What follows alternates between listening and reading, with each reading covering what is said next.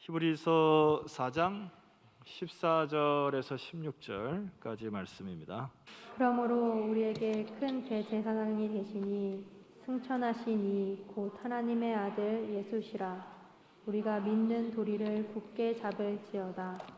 우리에게 있는 대제사장은 우리의 연약함을 동정하지 못하실 리가 아니요 모든 일에 우리와 똑같이 시험을 받으시니로되 죄는 없으시니라. 그러므로 우리는 긍휼하심을 받고 때를 따라 돕는 은혜를 얻기 위하여 은혜의 보좌 앞에 담대히 나아갈 것이니라. 아멘. 할렐루야. 현장과 온라인으로 수요예배에 참석하고 계시는 우리 반석의 성도님들을 예수 그리스도의 이름으로 사랑하고 환영합니다. 이 시간 저는 히브리서 4장 14절 16절 말씀을 토대로 믿는 도리를 굳게 잡을지어다 라는 제목으로 말씀의 은혜 나누도록 하겠습니다. 성도님들께서는 누군가가 여러분에게 이 기독교의 특징이 무엇인가요? 라고 묻는다면 무엇이라고 답하시겠습니까? 아마 다양한 답변들이 있을 것입니다. 기독교는 믿음의 종교이고요, 소망과 사랑의 종교입니다 라고 말할 수 있을 거지만, 저는 그 중에서 이 기독교의 가장 큰 특징을 두고 은혜의 종교다라고 말하고 싶습니다. 그 이유는 하나님께서는 아무런 자격 없고 공로 없는 죄인인 저와 여러분을 큰 은혜로 베푸셔서 죄 용서하시고 우리에게 구원을 허락해 주셨기 때문입니다. 더 나아가서 이제 우리를 하늘에 속한 모든 신령한 복을 값을 치르지 않고 얻게 하시고 그분의 자녀라는 신분을 주셨기 때문이죠. 따라서 이런 복과 은혜를 받은 성도는 이제 예수께서 다 이뤄놓으신 그 구원의 은혜를 믿음으로 취하여 사는 것이 바로 성도의 삶입니다.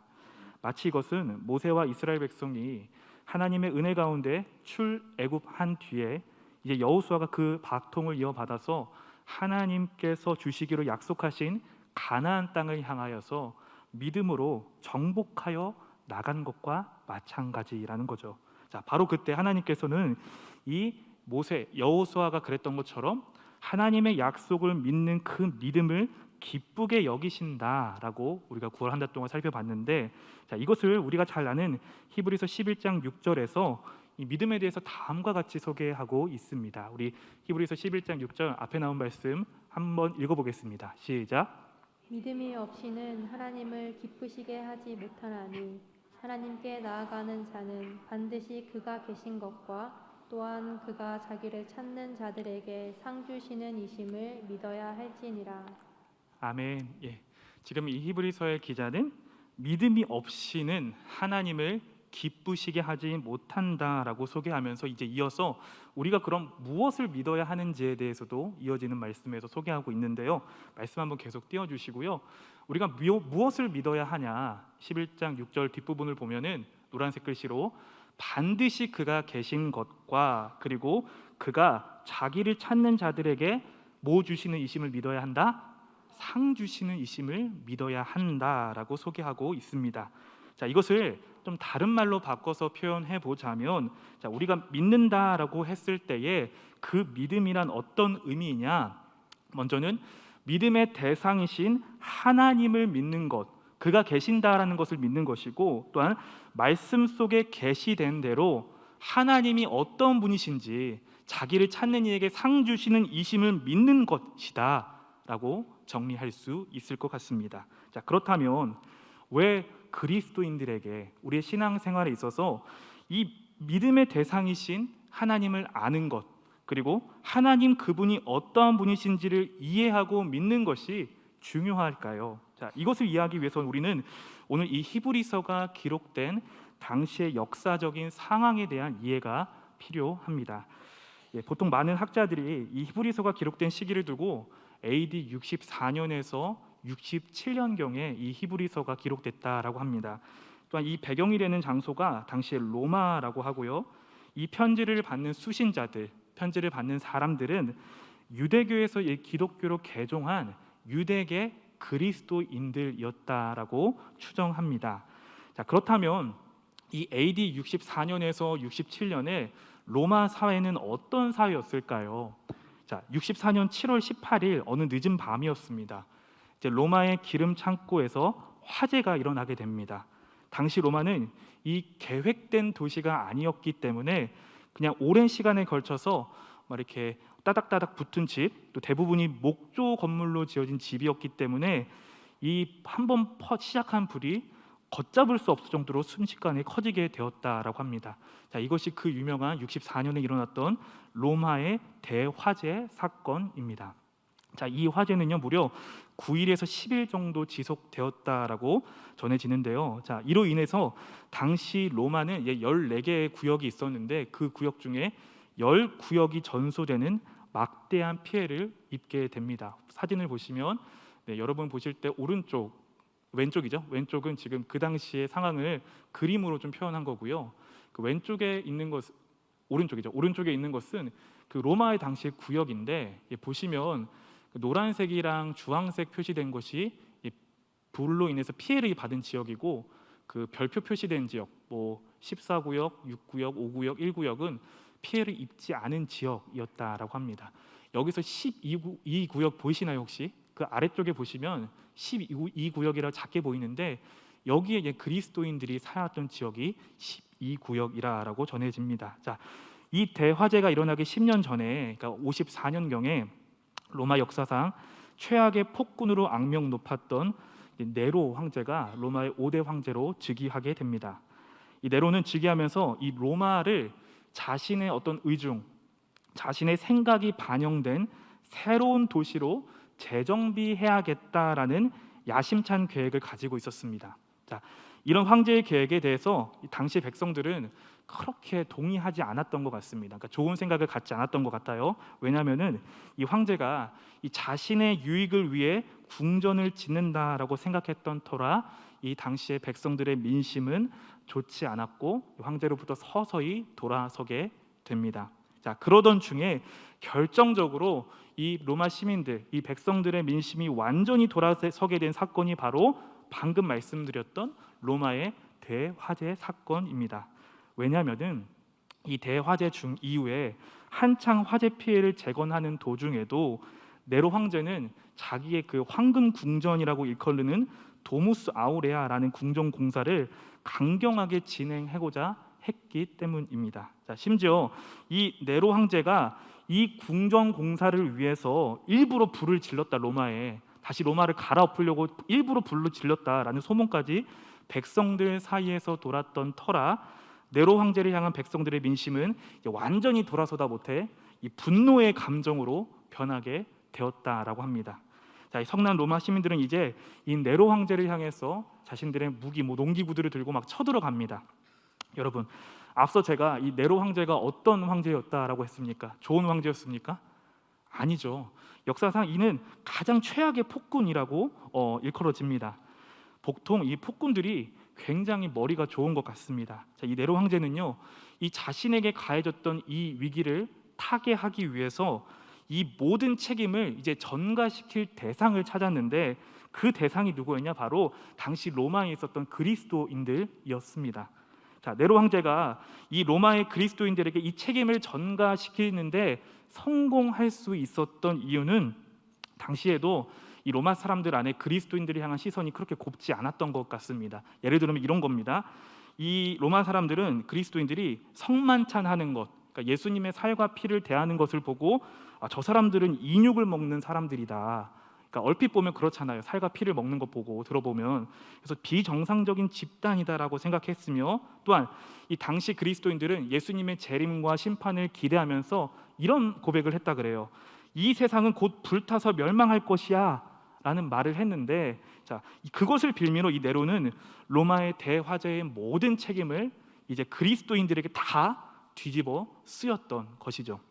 자, 그 결과 어떤 일이 벌어졌을까요?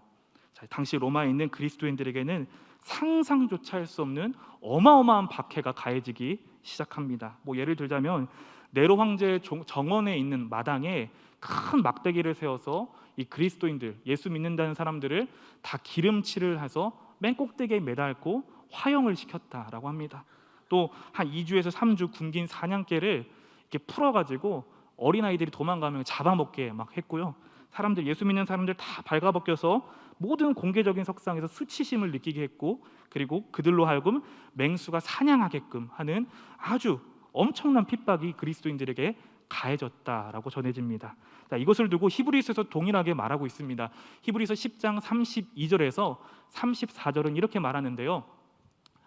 제가 한번 읽어드리겠습니다. 전날에 너희가 빛을 받은 후에 고난의 큰 싸움을 견디어낸 것을 생각하라. 혹은 비방과 환난으로서 사람에게 구경거리가 되고, 혹은 이런 형편에 있는 자들과 사귀는 자가 되었으니 너희가 갇힌 자를 동정하고 너희 소유를 빼앗기는 것도 기쁘게 당한 것은 더 낫고 영구한 소유가 있는 줄 알미라 라고 얘기하면서 히브리서 안에도 그 당시 그리스도인들이 받았던 박해, 고난에 대해서 말하고 있습니다. 자, 바로 이런 처참한 상황 속에서 기록된 책이 편지가 히브리서입니다. 자, 예수를 믿는 신앙 때문에 감옥에 갇히고 맹수의 밥이 되고 도망 다니고 공개적으로 수치를 당하는 큰 두려움의 상황 속에서 당시의 그리스도인들, 여러분들이 당시의 그리스도인들하면 어떤 마음이셨겠습니까? 어떤 기도를 하나님 앞에 올려드리셨겠습니까? 그저 그냥 차분하게 기도했을까요? 저 같았으면 아니었을 것 같습니다. 하나님, 정말 너무하신 거 아니십니까? 아니, 우리도 화재 피해자인데요, 어떻게 우리에게 이러실 수 있으십니까? 하나님, 전능하시다면서 어떻게 이 상황을 가만히 지켜만 보고 계시나요? 하나님이 살아계시다면 지금 당장 우리에게 나타나 도와주세요 라는 그런 다급한 기도 드리지 않으셨겠습니까? 자, 이런 상황과 맥락 속에서 히브리서 기자는요, 이 핍박과 박해, 두려움과 공포에 휩싸여 있는 그리스도인들을 향해서 그 유명한 믿음장인 히브리서 11장을 이렇게 말하는 것이죠. 이렇게 말합니다. 히브리서 11장 1절에서 2절입니다. 우리 한번 같이 읽어볼까요? 시작. 믿음은 바라는 것들의 실상이요 보이지 않는 것들의 증거니 선진들이 이로써 증거를 얻었느니라. 아멘. 계속해서 이 히브리서 기자는 히브리서 11장 전체를 통해서 지금 너희가 처해 있는 것 같이 너희의 믿음의 조상들, 믿음의 선진들도 조롱과 채찍질과 결박과 옥에 갇히는 시련을 받았다. 그들이 구름같이 둘러싼 허다한 증인들이 우리에게 있다. 하나님이 계신 것과 그를 찾는 자에게 반드시 상 주신다라는 사실을 너희는 믿어야 한다라는 것을 고난 가운데, 박해 가운데 있는 그 그리스도인들에게 이 히브리서 기자는 편지로 적어서 위로하고 소망을 불어넣어주고 있다라는 거죠. 사랑하는 성도님들, 저는 이 히브리서 기자의 권면과 위로의 메시지가 오늘을 살아가는 우리에게도 동일하게 들려주시는 하나님의 메시지인 줄로 믿습니다. 혹시라도 지금 이 자리에 그 로마 당시의 그리스도인들이 경험했던 것처럼 예수 믿는 신앙 때문에 가정에서, 학교에서, 직장에서 손해보고 핍박받아 두려움과 어려움의 시기를 보내시는 분이 계시다면 이 말씀 가운데 하나님께서 주시는 믿음과 위로를 경험하시는 이 시간 되기를 소원합니다. 자, 그렇다면 이 히브리서의 기자는 구체적으로 믿음의 대상이신 예수님이 어떤 분이시고 또 그분이 우리를 위해서 무슨 일을 하셨는지에 대해서 어떻게 소개하고 있을까요? 오늘 우리가 함께 읽은 히브리서 4장 14절에 먼저 이 히브리서 기자는 예수님을 이렇게 소개하고 있습니다. 우리 한번 앞에 나온 말씀 큰 목소리 읽어보겠습니다. 시작. 그러므로 우리에게 큰 대제사장이 계시니 승천하시니 곧 하나님의 아들 예수시라. 우리가 믿는 도리를 굳게 잡을지어다. 아멘. 먼저 히브리서 기자는 이 예수님에 대해서 이렇게 소개하고 계십니다. 예수님은 큰 대제사장이시다라고 소개하고 있습니다. 맞습니다. 예수님은 큰 대제사장이십니다. 자, 예수님이 큰 대제사장이시자 승천하신 이 곧 하나님의 아들이신데 그것이 바로 환난과 고난 가운데 있는 성도가 굳게 붙잡아야 할 믿음의 도리이다, 신앙의 고백이다라는 점을 히브리서 기자는 말하고 있습니다. 여러분이 아시는 대로 구약에는 제사장이 있었습니다. 자, 그 중에 하나님께서는 이 모세형 아론을 대제사장으로 먼저 삼으셨죠.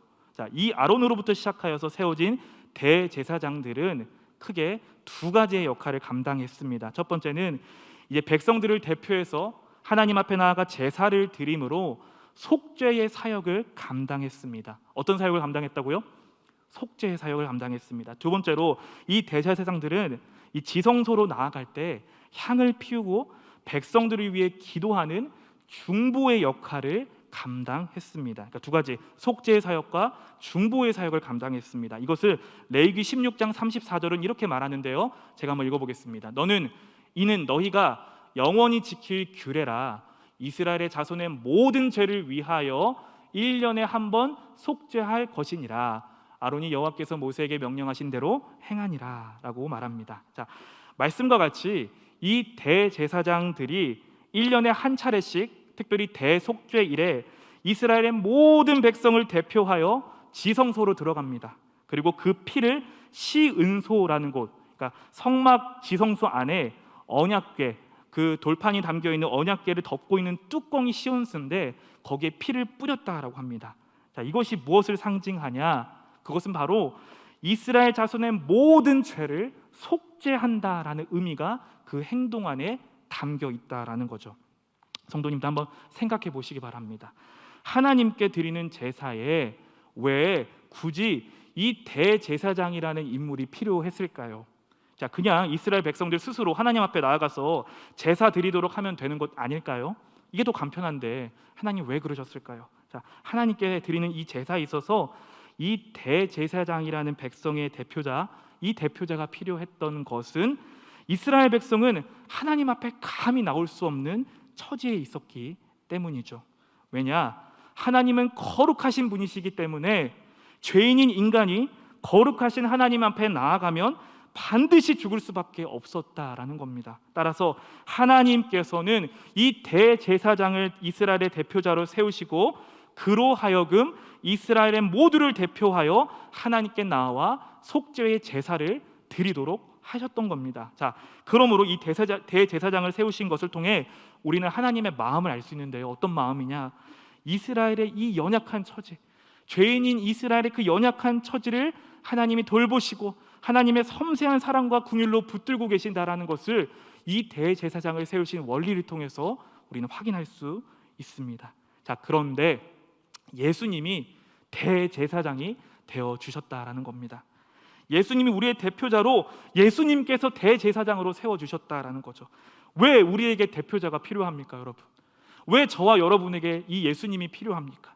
자, 그것은 우리도 이 이스라엘처럼 하나님 앞에 감히 나아갈 수 없는 자들이기 때문입니다. 따라서 예수님께서 우리의 대제사장이 되어 주신다라는 것은 구약의 대제사장이 했던 것처럼 먼저는 우리를 위해 하나님 앞에 속죄의 제사를 드리셨고, 더 나아가서 우리를 위해서 간구하시는 사역, 중보하시는 사역을 감당하셨다라는 것이 바로 예수님이 우리의 대제사장이 되어 주셨다라는 말의 의미입니다. 우리 히브리서 5장 7절에 이렇게 말하는데, 우리 앞에 있는 말씀 한번 같이 한번 읽어보겠습니다. 시작.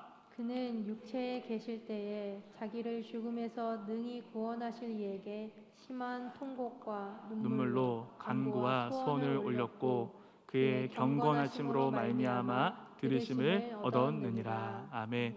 대제사장이신 예수님께서 우리를 위해서 중보하신다, 간구하신다라고 히브리서 기자는 거듭 말하고 있습니다. 자, 그런데 여러분 성경책 한번 다시 봐주시고요. 히브리서 4장 14절에 이 예수님을 소개하는 대제사장 앞에 어떤 수식어가 하나 붙어 있습니다. 어떤 수식어가 붙어 있나요? 그래요, 큰이라는 수식어가 붙어 있습니다. 이것을 헬라어로 보니까 우리가 뭐 메가바이트, 메가 할 때 그 메가 있잖아요. 그 단어가 바로 이 단어더라고요. 크다라는 말입니다. 이것은 곧 위대하다라는 말입니다. 자, 다시 한번 정리하자면 예수님이 대제사장이신데 큰 대제사장이시고 그것은 바로 곧 위대한 대제사장이라는 뜻입니다. 자, 그렇다면 왜 히브리서 기자는 굳이 예수님을 대제사장이 아니라 큰 대제사장이라고 부르고 있는 것일까요? 자, 그것은 다음과 같은 이유 때문입니다. 우리 히브리서 7장 27절과 10장 11절 말씀 앞에 있는 화면 보시면서 우리 한번 같이 연이어서 읽어보겠습니다. 시작. 그는 저 대제사장들이 먼저 자기 죄를 위하고 다음에 백성의 죄를 위하여 날마다 제사 드리는 것과 같이 할 필요가 없으니 이는 그가 단번에 자기를 드려 이루셨음이라.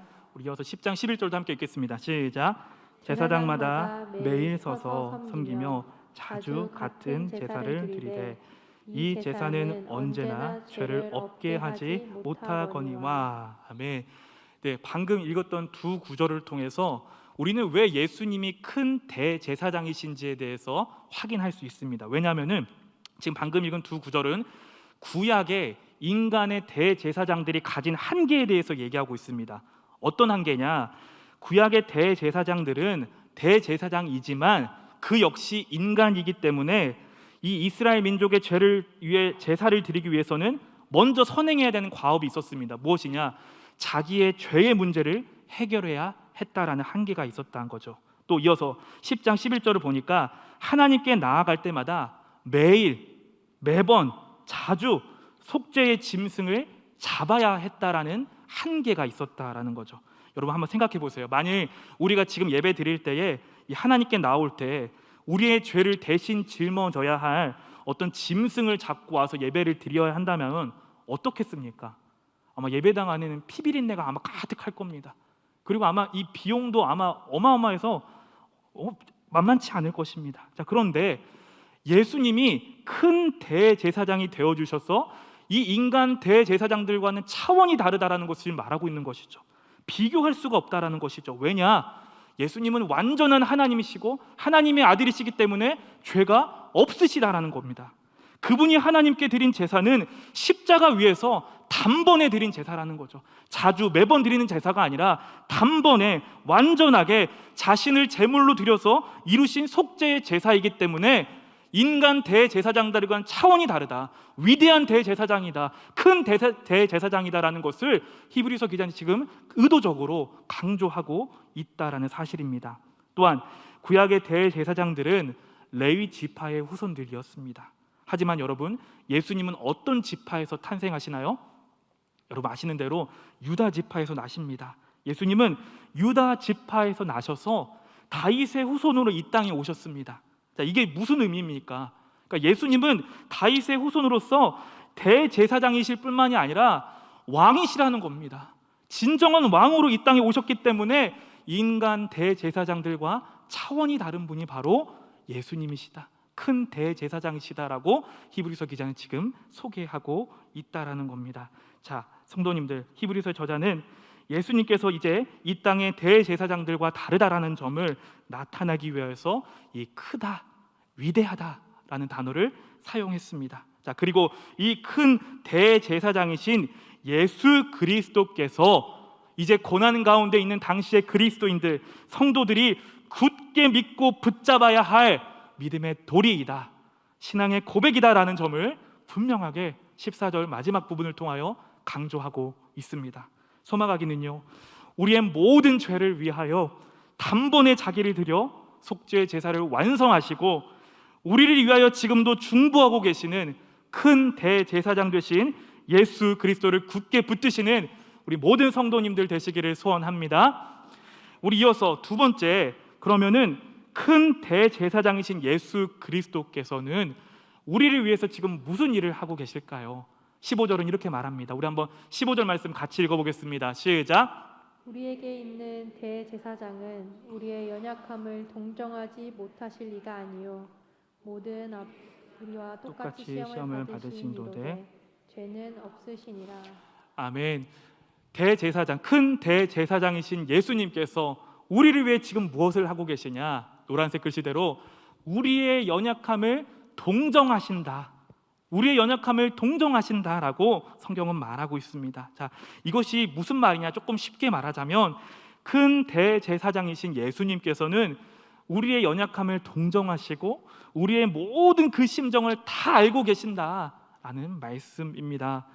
여기서 말하는 동정하다라는 말의 의미는 내가 경험했기 때문에 내가 그 아픔을 안다라는 말입니다. 다시 한번, 이 동정하라는 말의 의미는 내가 그 아픔을 경험했기 때문에 내가 그 마음을 안다라는 의미예요. 자, 이 말은 그러니까 어떤 심리적으로 그래 너 그랬구나, 나는 경험해보지 않고서 그랬구나라고 심리적으로만 공감하는 것이 아니라 내가 너와 같은 아픔을 경험했기 때문에 내가 너를 도울 수 있어 라는 말의 의미라는 거죠. 15절 후반부는 이렇게 말해요. 모든 일에 우리와 똑같이 시험을 받으신 이로되 죄는 없으신 분이 바로 큰 대제사장 되시는 예수님이십니다. 사랑하는 성도님들, 예수님은요, 우리가 이 땅에서 경험하는 온갖 일들에 대해서 능히 공감하시고 우리를 도우시는 분이신 줄로 믿습니다. 동병상련이라는 말이 있습니다. 이게 무슨 의미입니까?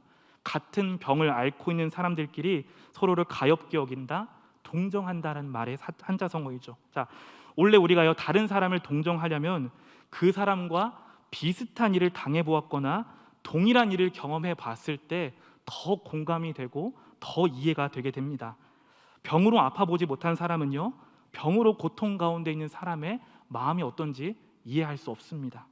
한 번도 이별을 경험해보지 못한 사람은 그 이별이 주는 비참함과 이별이 주는 그 크나큰 슬픔을 공감할 수 없습니다. 또한 입시와 취업에 실패해보지 않은 사람은요, 이 재수생의 마음이 어떤지, 저는 사무소해봐서 너무 잘 알거든요. 재수생의 마음이 어떤지, 취업 준비생의 그 답답한 마음이 무엇인지 이해할 수 없습니다. 만약 실패한 사람에게 늘 성공만 하는 사람이 가서 괜찮아 괜찮아라고 위로한다면요, 그것이 위로가 됩니까?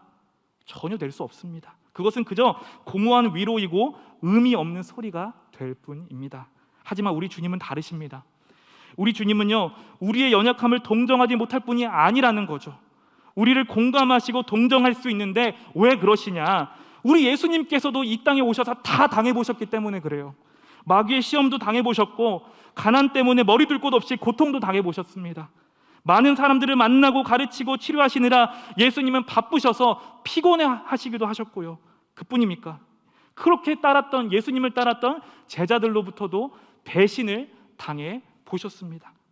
여러분, 겟세마네 동산에서 하나님 아버지께 예수님께서 이런 기도 드립니다. 내 아버지여, 만일 할만하시거든 이 잔을 내게서 지나가게 하옵소서라는 하나님 아버지께 기도를 드리는데, 아니 어떻게 하나님의 아들이신데, 하나님이신데 어떻게 이런 기도 드릴 수 있으셨을까요? 그분은 완전한 하나님이시지만 동시에 완전한 사람이셨기 때문에 그렇습니다. 그래서 육체를 가지고 이 땅을 살아가는 우리가 얼마나 나약해질 수 있는지를 너무나 잘 아셨던 겁니다. 아무리 내가 믿음이 좋다 할지라도, 내가 신앙 경력이 오래됐다 할지라도 나에게 다가오는 그 육체의 질병과 죽음의 공포 앞에서 우리는 얼마든지 믿음이 무너질 수 있는 연약한 인생들이라는 사실을 아신 분이 인간으로 오신 예수 그리스도였다는 겁니다.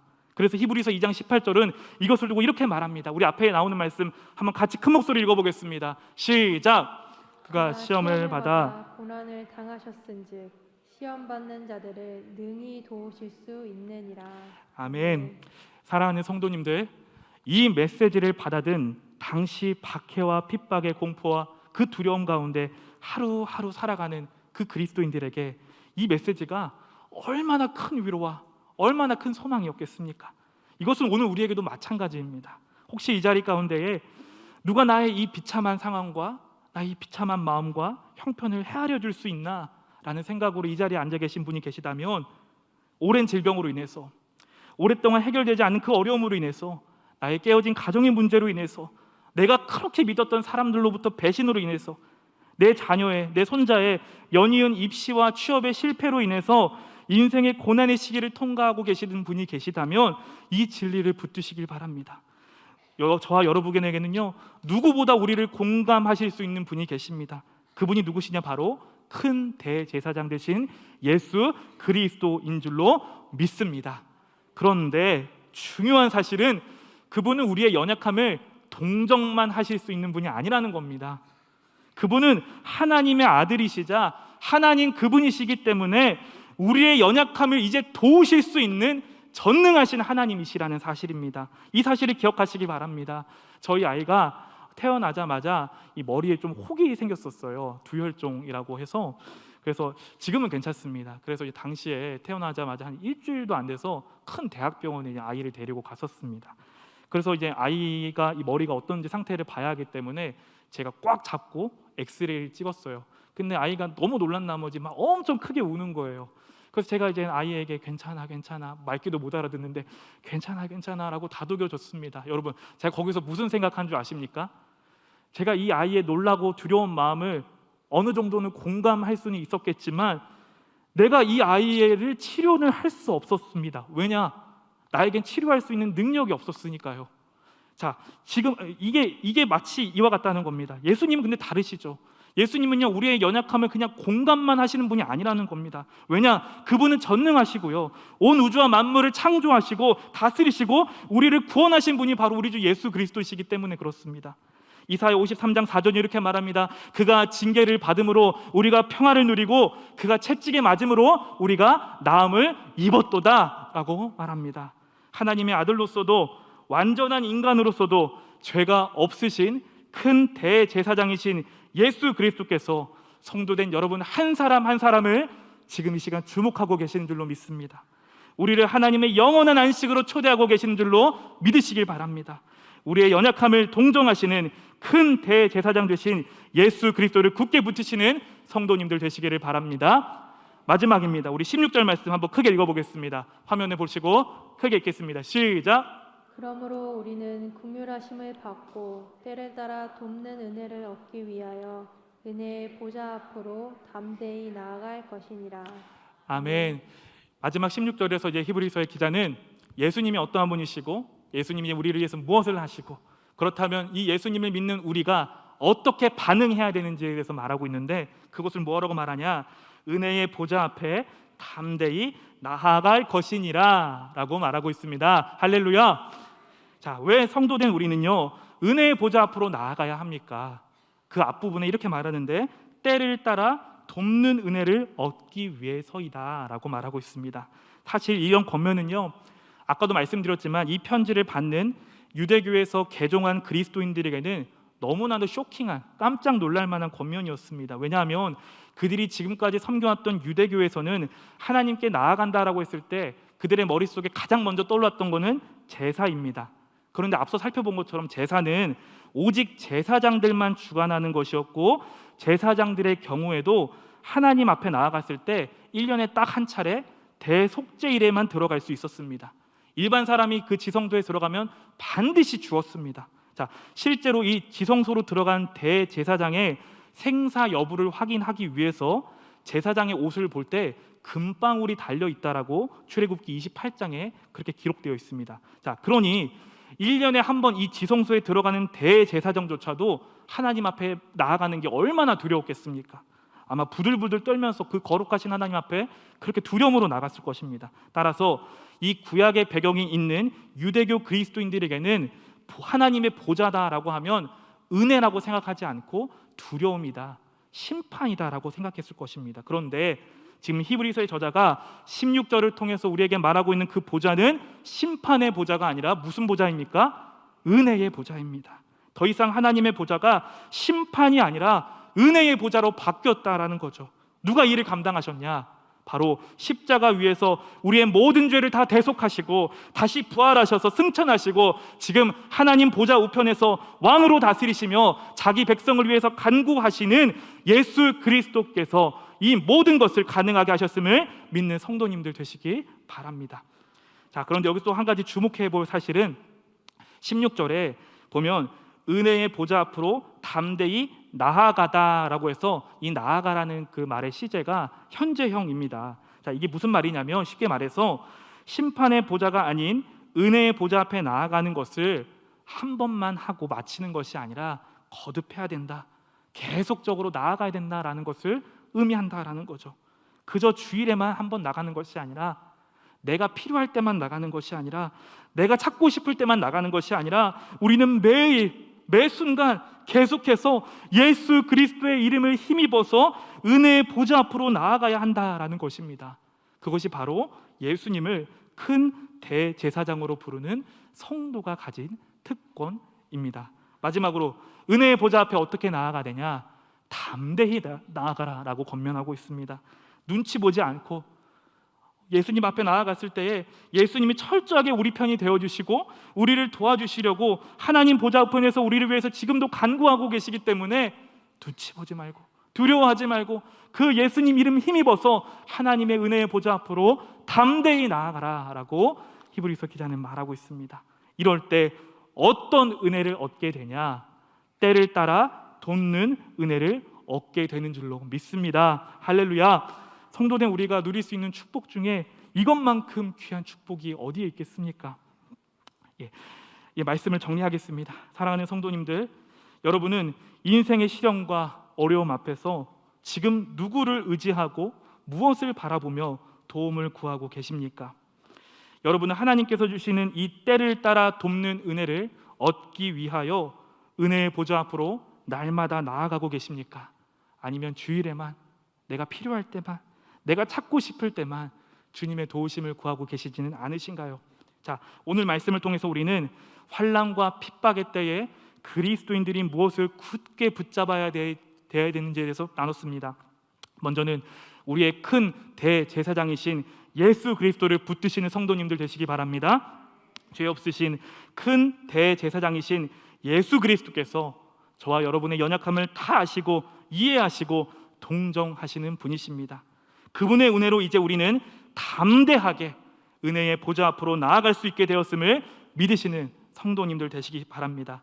믿는 도리신 예수 그리스도를 그렇게 굳게 붙듦으로 말미암아 하나님의 긍휼하심과 때를 따라 돕는 은혜를 경험하며 성도님들에게 날마다 이런 복과 은혜가 함께 하시기를 우리 주 예수님의 이름으로 간절히 소원합니다.